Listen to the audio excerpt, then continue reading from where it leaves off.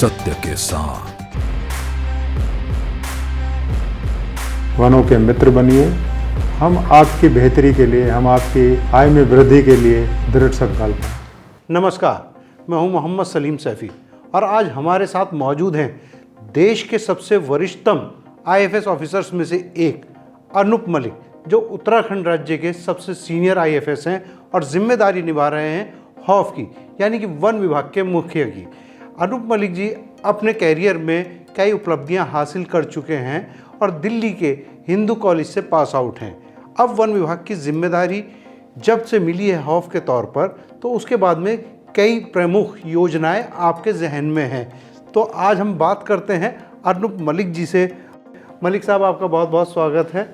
और आपने खौफ की जिम्मेदारी संभाल ली है, तो खौफ की जिम्मेदारी को कहते हैं कांटों भरा ताज, यानी कि उत्तराखंड का 75% हिस्सा वन आच्छादित है और वनों पर आधारित है यहाँ की जितनी भी इकोनॉमी है।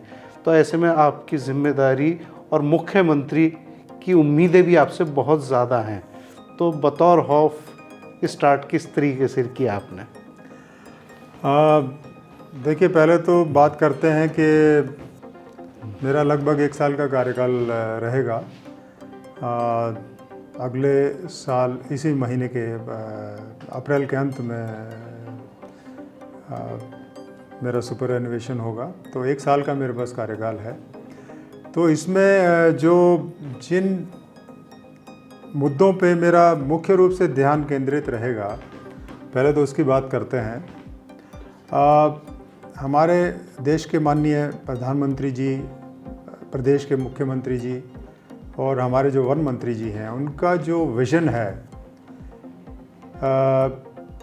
कि कंजर्वेशन और डेवलपमेंट, वनों का प्रबंध, वनों का संरक्षण और विकास, दोनों को आपस में कॉम्प्लीमेंट करना चाहिए। दोनों एक दूसरे के पूरक हैं, दोनों में कोई विरोधाभास नहीं होना चाहिए। तो इस विजन पे, क्योंकि उत्तराखंड जैसे प्रदेश में कोई भी विकास का कार्य बगैर फॉरेस्ट डिपार्टमेंट के क्लियरेंस के, फॉरेस्ट कंजर्वेशन एक्ट के क्लियरेंस के संभव नहीं हो पाता।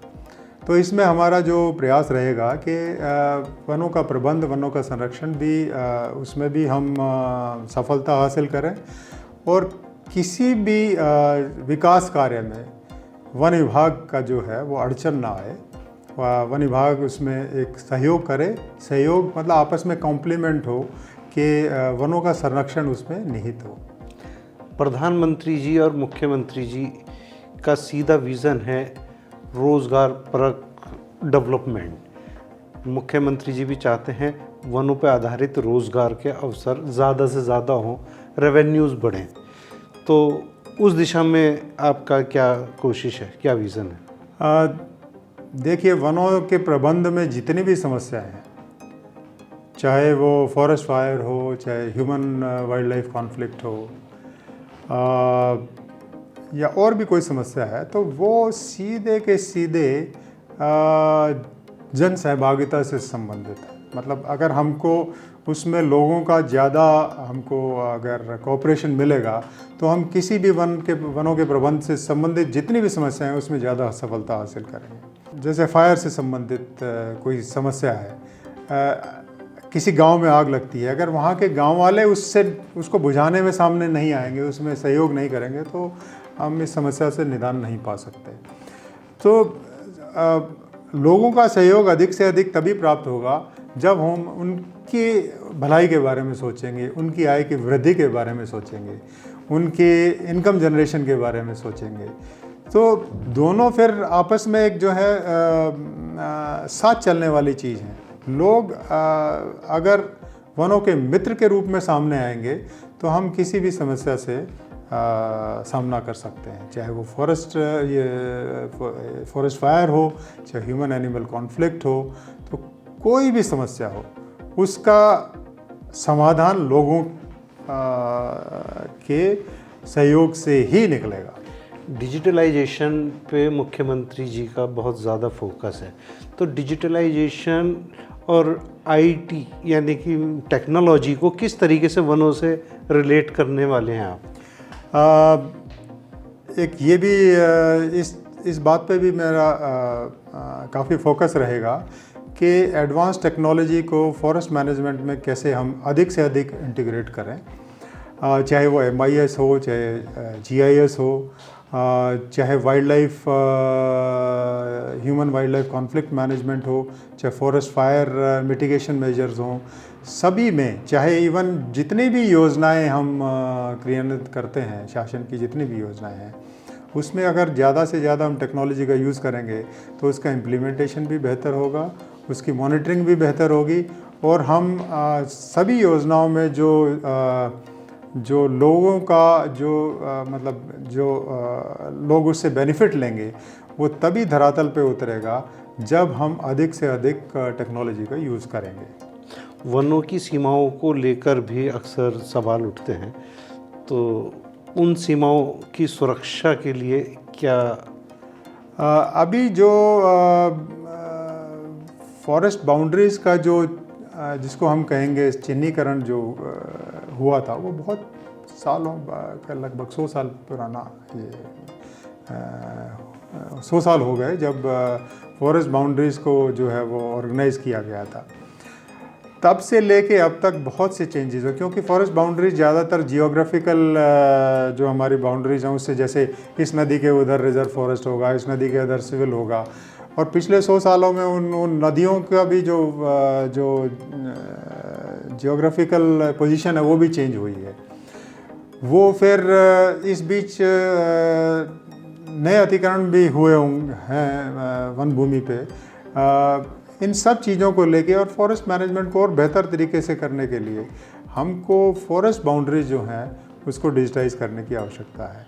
इससे हम ना केवल फॉरेस्ट बाउंड्रीज प्रोटेक्ट करने में मदद मिलेगी, हम वनों का प्रबंध भी और अच्छे तरीके से, उचित तरीके से कर पाएंगे। अच्छा, एक महत्वपूर्ण मुद्दा जो है गढ़वाल को कुमाऊं से जोड़ने का, वन विभाग अक्सर रोड़े अटकाता रहता है कि जो रास्ते हैं कुमाऊं और गढ़वाल को जोड़ने वाले, वन विभाग इसमें गंभीर नहीं दिखता।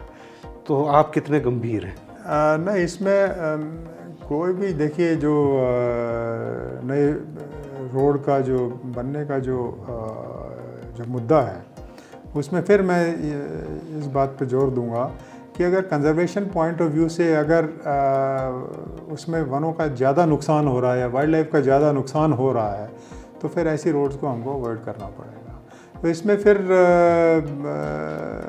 हमको माननीय मुख्यमंत्री जी के जो विज़न है उसको ध्यान में रखते हुए जो बेहतर चीज़ होगी वनों के प्रबंध की दृष्टि से कि इस रोड को बनाए जाने की आवश्यकता है या नहीं है, तो उसी के अनुसार फिर काम किया जाए। प्रधानमंत्री जी का एक ड्रीम प्रोजेक्ट जो एलिवेटेड रोड, जो दिल्ली देहरादून एक्सप्रेस वे जो बन रहा है नया, तो उसमें काफ़ी बड़ा एरिया जंगलों से गुजरता है। ये क्या योजना है और इससे वन्य जीव और आम जीव किस तरीके से कोरिलेट होंगे और कैसे जंगल के जीव जंतुओं को भी लाभ होगा और इंसानों को भी? सबसे पहले तो जैसे मैंने कहा, कंजर्वेशन और डेवलपमेंट में कोई विरोधाभास नहीं होना चाहिए। देहरादून से दिल्ली के बीच में जो कनेक्टिविटी है उसको इस पर्टिकुलर एरिया में इम्प्रूव करने की डेफिनेटली आवश्यकता है, और उसको एलिवेटेड रोड की दृष्टि से बनाया जा रहा है। तो उसमें मेरे विचार से ये दोनों चीज़ें कॉम्प्लीमेंट करती हैं आपस में, रोड बनाना भी आवश्यक है। कुमाऊं गढ़वाल की कनेक्टिविटी में कोई महत्वपूर्ण योजना? फ़िलहाल कोई ऐसा प्लान नहीं है, लेकिन इस तरह का अगर कोई विचार आएगा तो उस पर कार्य किया जाएगा। जीविका को लेकर क्या क्या विचार है? लाइवलीहुड डेवलपमेंट, लोगों की आय में वृद्धि करना, लोगों को अधिक से अधिक वनों के प्रति जोड़ना, ये एक उद्देश्य है। और वन आधारित उद्योग की स्थापना करना, जैसे फॉरेस्ट फायर जो एक प्रदेश की ज्वलंत समस्या है, उसमें जो बायोमास है, जो जैसे पेड्यूल को कलेक्ट करके उसको, तो उसमें भी हम लोगों की आय में वृद्धि को इससे इंटीग्रेट करते हुए फॉरेस्ट फायर की समस्या से का समाधान हम निकाल सकते हैं। जैसे अब फॉरेस्ट फायर का सीज़न शुरू हो चुका है, तो इसमें क्या क्या दिशा निर्देश आपकी तरफ से जा चुके हैं और क्या क्या प्रिकॉशनरी स्टेप्स उठाए गए?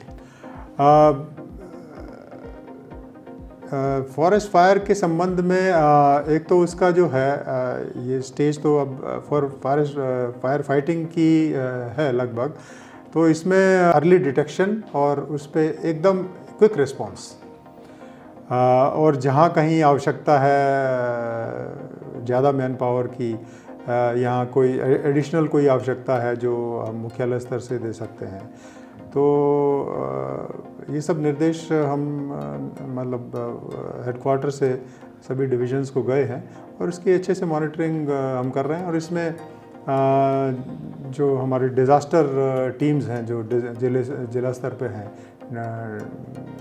जिला मजिस्ट्रेट की अध्यक्षता में, तो डीएफओस को ये भी निर्देश हैं और पिछले सालों में भी यही निर्देश थे कि डिस्ट्रिक्ट से अच्छे से अधिक समन्वय स्थापित करके, और कोई भी फायर अगर ऐसी अनियंत्रित होती है, अनकंट्रोल्ड होती है, तो उसमें स्थानीय लोगों का मदद लेके, डिस्ट्रिक्ट की मदद लेके, और जहाँ विभागीय जो भी संसाधन हैं उनको यूज़ करके, और वनों के फायर तरन के संबंध में काम किया जाए। वनों में बहुत से लोग बहुत लंबे समय से एक ही जगह पर जमे हुए हैं, जिससे इस बात को काफ़ी बल मिलता है कि वन माफियाओं के साथ साठगांठ वन कर्मियों की, तो जो वन कर्मियों की तस्करों के साथ में साठगांठ को जो एक कोकस है उसे तोड़ने के लिए कुछ प्लानिंग है?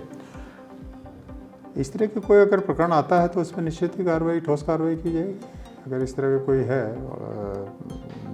कर्मचारियों का, अधिकारियों का जो मेन रिस्पॉन्सिबिलिटी है वो तो वनों के को सुरक्षा प्रदान करना है, तो कोई इस तरह का अगर प्रकरण आता है तो इस पर बहुत सख्त कार्रवाई की जाएगी। इको टूरिज़्म को लेके कितना गंभीर हैं आप? इको टूरिज़्म प्रदेश में अपार संभावना है, ये अभी भी अनटैप्ड पोटेंशियल है, और जहाँ तक मैं समझता हूँ अगर लोगों को अधिक से अधिक जोड़ना है और लोगों को, यहाँ के प्रदेश के लोगों को की आय वृद्धि करनी है, तो इको टूरिज़्म अभी भी प्रदेश में मेरे विचार से 15% भी यूटिलाइज नहीं है। मतलब इसमें बहुत संभावनाएं हैं, क्योंकि जो हमारा टूरिज़्म अभी है वो या तो संरक्षित क्षेत्रों तक सीमित है, जैसे कॉर्बेट टाइगर पार्क हो गया या राजा जी नेशनल पार्क हो गया। अभी हमने जो इको टूरिज़्म का जो पोटेंशियल है वो अनटैप्ड है। आपके पास जो गेस्ट हाउसेस हैं प्राइम लोकेशंस पे हैं, बहुत अच्छी लोकेशंस हैं, लेकिन अव्यवस्थित हैं, तो उन्हें व्यवस्थित करके रेवेन्यू के रास्ते बढ़ाने के लिए क्या विचार? नहीं, उनको निश्चित रूप से ये हमारे मुख्य सचिव जो हैं उत्तराखंड के, उनके भी ये निर्देश हैं और उनका भी ये विज़न है कि जो फॉरेस्ट रेस्ट हाउसेस हैं उनको हम कैसे उनको रिवाइव करें, उनको कैसे और बेहतर ढंग से प्रयोग कर सकें, तो इस दिशा में भी काम किया जाएगा। अंत में आपसे गुजारिश करूँगा कि उत्तराखंड की जनता को आप कोई संदेश देना चाहें वनों के संरक्षण के लिए। आप वन विभाग के मित्र हैं। प्रदेश की समस्त जो जनता है उससे मेरा यही अनुरोध है कि वनों के मित्र बनिए, वनों के संरक्षण में, वनों के प्रबंध में आप हमारा साथ दीजिए। हम आपके साथ हैं, हम आपकी बेहतरी के लिए, हम आपकी आय में वृद्धि के लिए, हम आपके बेहतर आजीविका के लिए दृढ़ संकल्प है। धन्यवाद सर। तो ये थे उत्तराखंड के खौफ वन के मुखिया, जिन्होंने सीधे तौर पे जनता से आह्वान किया है कि अपनी सहभागिता बढ़ाइए, वन विभाग का साथ दीजिए, वन विभाग के मित्र बनिए।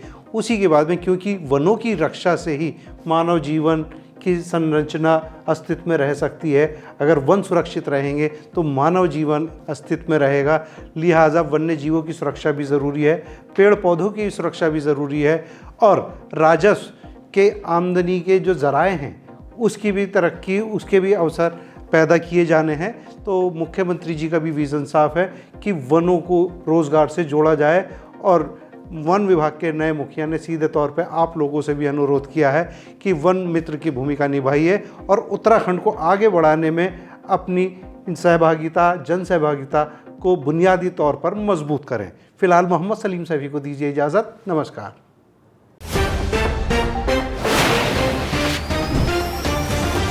सत्य के साथ।